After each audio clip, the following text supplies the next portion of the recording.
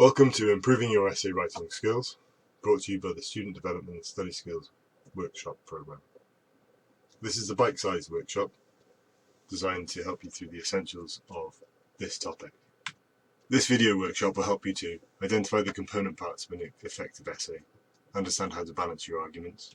Why do you think essays are used as a form of assessment?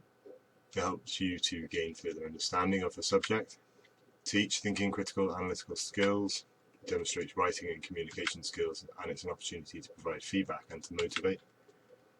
Cover ground not included in lectures. It's quite important, that last point, because it's important that you are able to demonstrate to your lecturers that you are capable of applying what you have been taught.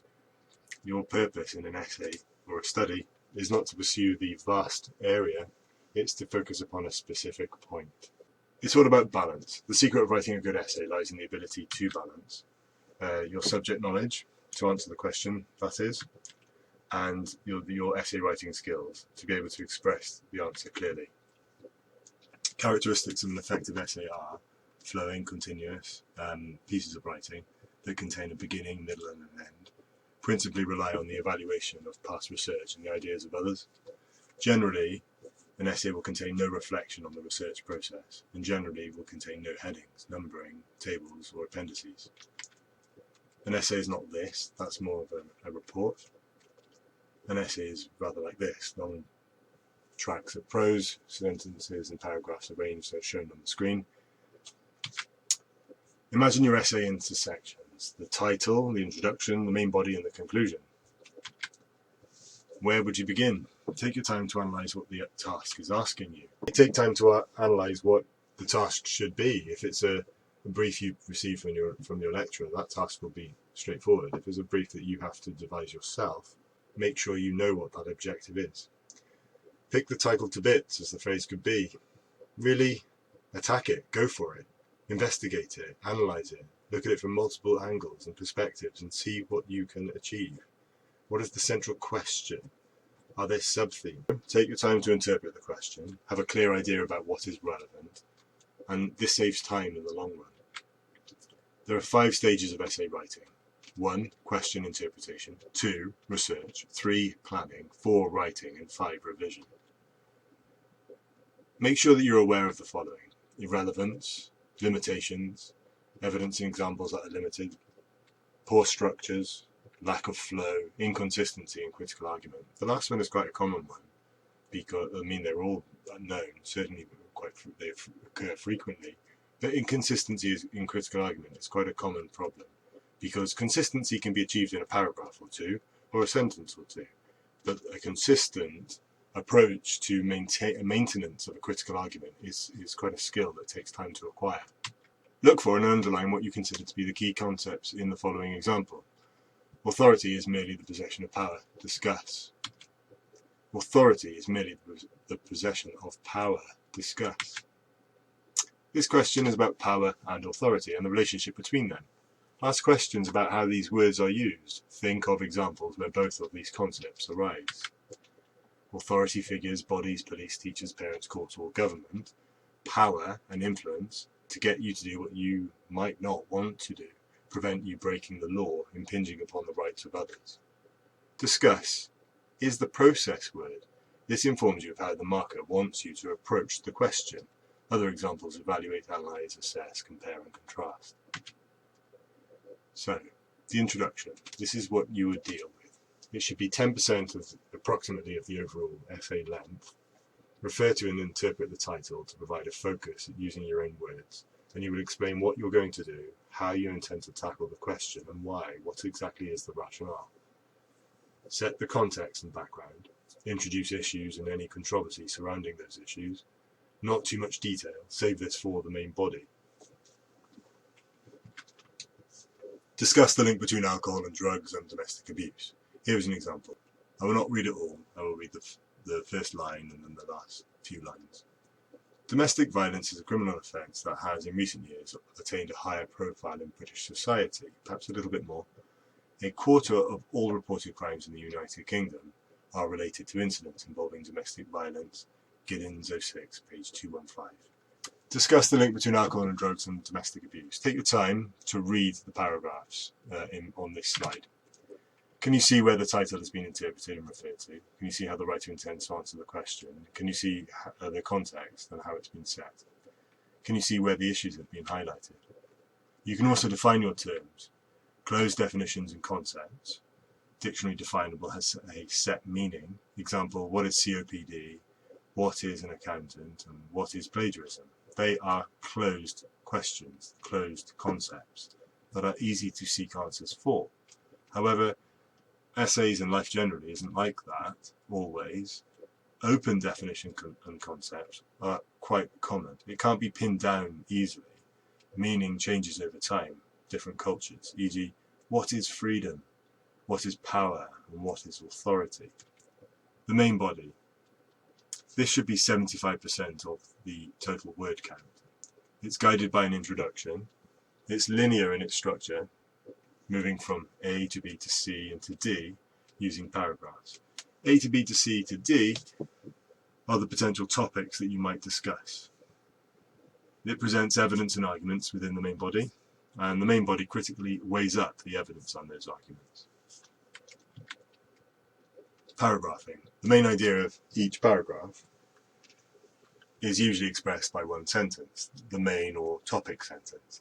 The rest of the paragraph expands on the theme contained in the main topic sentence. Each idea around the main theme is supported by information and evidence, and in the form of illustrations and examples, and by argument. Use linking words and phrases to connect ideas and points together. Tip. Think. Grouping of ideas. Here is a topic sentence. Appear at the beginning of each paragraph and are the writer's attempt to let the reader know where they are being taken and why, according to Gretham, O1, page 17 to 18. In general, Victorian families were large. In 1851, their average size was 4.7, roughly the same as it had been in the 17th century, Miller, 1997. But the 1 million couples who married during the 1860s, and so on. The beginning of each paragraph are the writer's attempt to let the reader know where they are being taken and why. So, in general, Victorian families were large. So that's the journey, that's the intention, that's the direction. And then, why? Why? Because in 1851, their average size was 4.7, roughly the same as it had been in the 17th century. So it's telling you a little bit about the historiography there, and it goes on. However, we're not going to get drawn into this example too much because you can pause this video and watch that in your own time. In general, Victorian families were large, that's the topic sentence. And then it goes on. And then if we go to the green part, where it says, but many have questioned the reliability of Young's 2000 contention, linking sentence phrase. This is important. This engages a sense of debate and criticality. Historians including Briggs 06 and Jones 11 have noted that the increase in family size led to increased poverty. This is another topic, but there's a link here. There's a link between the linking sentence and phrase, and there is a link between the preceding phrase and paragraph.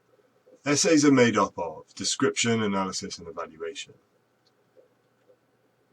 The description deals with background, context, setting the scene. Essays are made up of descriptions, analysis, and evaluations. In the description, this is where we deal with the background and the context and setting the scene. The analysis is picking the information apart, looking at positive and negative aspects, strengths and weaknesses, comparing and contrasting the use of a wide range of sources. An evaluation, however, follows your analysis of deciding on which evidence is more convincing, valid, and why. Some things to think about. Weigh up the arguments. Look at the pros and cons. What's good and bad about the arguments? What's significant or insignificant? What's missing from those arguments, in your sources that is, and what does all this tell you about your topic? It's important that you demonstrate to your reader that you are getting to grips with the topic and you're really beginning to understand it. So imagine your essay in more detail. For a 2,500 word essay, this is how it may be categorized. The introduction would be 200 to 300 words, outlining your answer and the issues looked at, and it tells your reader what the essay will do. The main body will be larger. This is 75% of the overall. It's the most substantial aspect. It'll be broken into paragraphs and sections, and you'll have a linear approach. In this case, with having different paragraphs for dealing with certain topics. And there is a sense of linking the various perspectives together. There's a commonality between them. The conclusion. In a 2,500 word essay, this would be 250 words to 350 words, and it draws all your threads together. It provides overall and logical responses to the question, and in regards to the references, a full list of all sources used, include books, journals, websites, newspapers, and so on. That will be in the reference list at the end. The conclusion is straightforward, but it's an area that you shouldn't rush. It's worth about 10 to 15% of the overall length, and it offers a brief summary of main points by restating steps taken to reach final responses. It highlights the main things discussed, and you will refer to and answer the questions posed in the title. It's okay to take a particular stance. You don't have to sit on the fence. And sometimes it could be that your findings are quite inconclusive, and that in itself can be an acceptable statement in conclusion. A conclusion will raise further questions in light of exploration and leave your marker thinking. It's important that you are conscious that no new material should be included in the conclusion. A tip for the conclusion. Think of it in terms of highlighting the main things that you have learned. Don't forget the planning stage. Organisation and planning are key elements in the essay writing process. The only planning stage may include organising and prioritising your time, timetabling that if it suits you, reading, obviously, and transcribing your notes. Brainstorming, lots of people prefer brainstorming. It's a loose and freer way of approaching it, but try and give a sense of strategy to your approach. Mind mapping and visual plans are also very useful, and listing. Using sound, dictaphones are quite valuable, or an app on your phone or a device that you own is a good way of recording concepts if you are riffing on a thought, or if you want to get something down quickly after reading material. Construction and development of your essay. Further considerations. Keep to the argument, order of the paragraphs, interrelation of paragraphs, linking phrases, inclusion of properly referenced evidence, and the omission of irrelevant material. If it doesn't add to your argument, do you really need it? How well the conclusions follows on from the preceding information. That's really important. Headings can be useful whilst in the draft form, but don't forget to remove them. Remember, essays are linear in the form. Your argument must progress step by step. The order is important because it has to make sense, but it is not fixed. Experiment with your writing process. Do you think, then write, or write, then think? Do you need more or less? Brush up researching techniques and your grammar, punctuation, spelling, and particularly just use IT to help you. It is possible that IT could be the actual part of your issue or part of your challenge, and it's important that you overcome any of those issues early on. Speed things up or slow down. It's important that you consider, do any of those techniques help you? If it reduces or increases efficiency, consider how and why, and most crucially, consider whether it's working for you well. The main features of academic writing style: formality, objectivity, precision, and citation. In general, it's rarely acceptable to use personal pronouns. I, we, you. Instead, use the passive voice. I carried out tests. Tests were carried out would be a much better version. However, in reflective writing, which is quite often a common thread in emotive writing, writing in the arts, for example, can rely hugely upon personal responses, emotional responses to a piece of design, a piece of manufacturing, a piece of somebody's creative expression. And art generally straddles a very difficult area because it's straightforward, there are common principles, but it's important that you keep a close dialogue with your tutors. If your tutor expresses a keen acceptance of the first person as opposed to the third person, then follow the expert, do as your lecturer says. However, in general terms, I emphasize again, it's rarely acceptable to use personal pronouns. Be objective. I think, in my opinion, is dubious. The evidence clearly suggests is far more effective. It could be argued then, try and keep a sense of distance at appropriate moments and formality at appropriate moments. And if it's deemed reasonable to give a personal response to the material that you are discussing, then perhaps, given your regular consultation with course tutors. In general terms, it's avoided. However, there are some anomalies, and it's important that you clarify that with your course tutors. Use the present tense when relying on information from your research. Jones states or argues, and then you would present what Jones states or argues. Precision and caution. Be precise, not vague about facts, figures and dates, etc.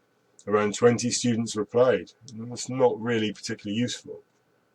Less than 20 students, more than 20 students, approximately 20 students replied. Be more purposeful. Use cautious language when reporting research or making claims. Education reduces crime. The evidence suggests is more effective. The evidence suggests that education may help to reduce crime. That's an important sense of caution because as a writer, you are clearly and skillfully indicating that you're open to new ideas. Therefore, if we all had a fixed concept of factual events, or perhaps what the academic evidence is telling us, then there would be no point in producing more research. And research in itself, by its nature, increases human knowledge. And so a cautious approach to the publication or the sharing of information is important because you're accepting that new thoughts and progressive ideas can take place as we learn more. Reference your evidence correctly using the correct protocols. To conclude, academic writing style should present your evidence and analysis appropriately, objectively, and formally. Avoid the following: the use of contracted verb forms, the use of informal phrasal verbs, emotive or sensationalist words and phrases which show your personal attitude. Be cautious of that. Slang or colloquial terms, cliches and generalizations. All of this emotes a sense of inaccuracy. However, again, I emphasize, it's important that you have conversations with your lecturers because it is possible that they want to see a particular variation from this, and there could be good reason for that. So trust in your lecturer's expertise. Academic format. Number your pages, student number rather than the name. Generally use a 12-point font, generally Times New Roman, Arial font, or Calibri. 1.5 to 2 spacing between lines. Double spacing between paragraphs. Longer quotations, 3 lines or more, should be set apart. Single spaced and indented as shown earlier. Be objective. Avoid using I, me,